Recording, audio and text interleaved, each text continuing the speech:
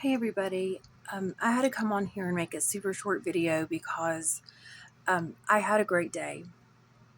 And this is kind of like a reaction video to my video a few days back, 4 or 5 days back, about my exceptionally horrible day. And, reacting to the ebbs and flows of life, that is life, it's just like rolling with it and finding a way to roll with it.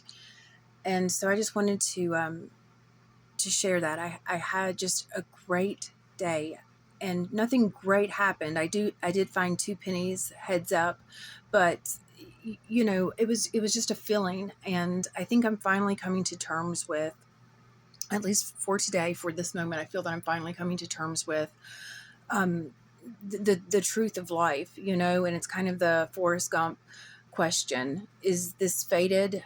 To what degree is there destiny or fate or things that are going to happen?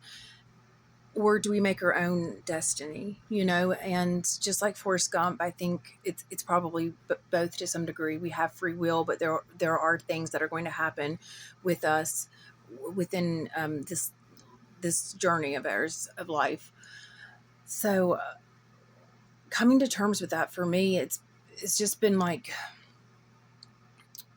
understanding. What I'm coming to terms with is that there's nothing to worry about. But as someone with chronic um, anxiety and worry and rumination, that's really very much easier said than done. But I am coming to accept that there's nothing to worry about. If it's going to happen, great. And we don't have to worry one way or the other because it's out of our hands. And if it's the opposite of that, that's wonderful as well, because we can control it. We can do what we want to. And it's just like Anne Rice said, that she knew she was going to get her book published. She knew she was going to be published. It was just which way, traditional or self-publishing. But it was going to happen. And I understood that I had to come to terms with that I have to come to terms with that. That just this stressing and like, oh, pick me, just, you can get smothered by, I've been smothered by my dreams. And that's what I mentioned in a video a few months back, or a couple months back, that I had that thought in my head that said, be read, like the Shawshank Redemption. We absolutely have to get to a point. The subtle art of not giving a fuck is none too subtle whatsoever. It's everything. But that is just so difficult for someone like me to really accept the gravity of, we have complete control over what we have complete control over, and what we have do not have complete control over, we have no control over. So it's going to happen as it is going to happen, and I cannot worry about this shit. And finally today, it's like the weather felt good, my hair felt shiny. I don't know, it was just a good day, and it didn't come from finding 2 pennies or the weather or my hair or anything like that. It came from just kind of an acceptance of the limitations of life. Control what we can, and not worry about what we cannot control. And we either have free will or we don't. And so I'm just going to go under the assumption that we do, and not worry about the rest.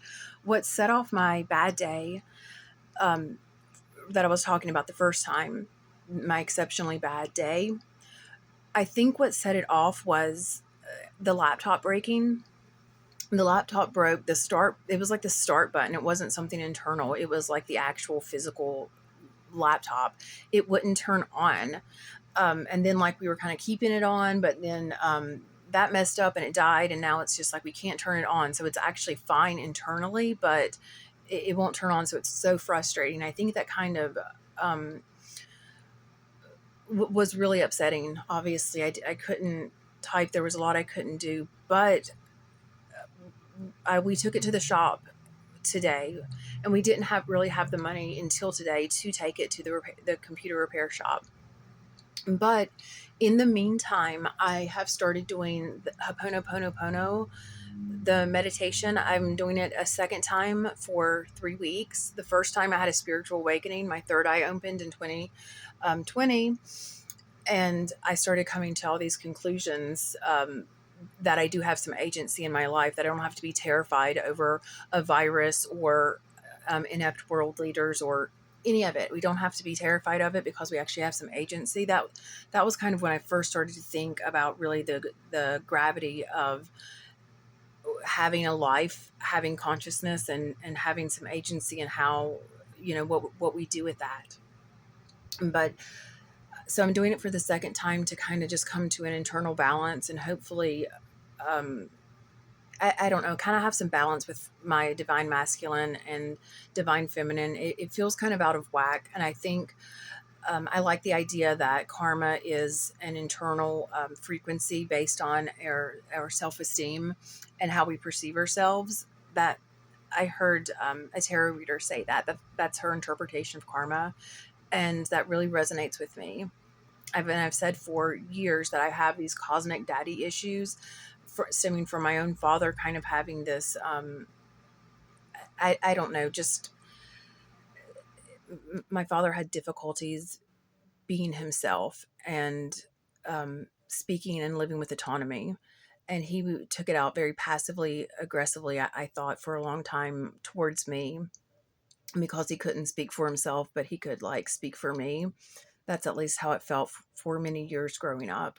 So I feel like I have these cosmic daddy issues that are stemming from kind of this innate sense of unworthiness. And that's, as I've said before, that's where all addiction comes from, is like this self-loathing of not being good enough, not making the cut or measuring up. So I'm doing Ho'oponopono again to kind of hopefully balance those scales and get something this time as I did the first time. That was the meditation that changed my life. Aaron Dowdy, the content creator, kind of like the spiritual, like digital, whatever, he introduced me to it. It's a Hawaiian healing meditation, healing modality, and that is life changing. I've started doing that for a second time. I started making videos again. I started being able to force myself to kind of speak speak whatever I felt like I needed to or could say.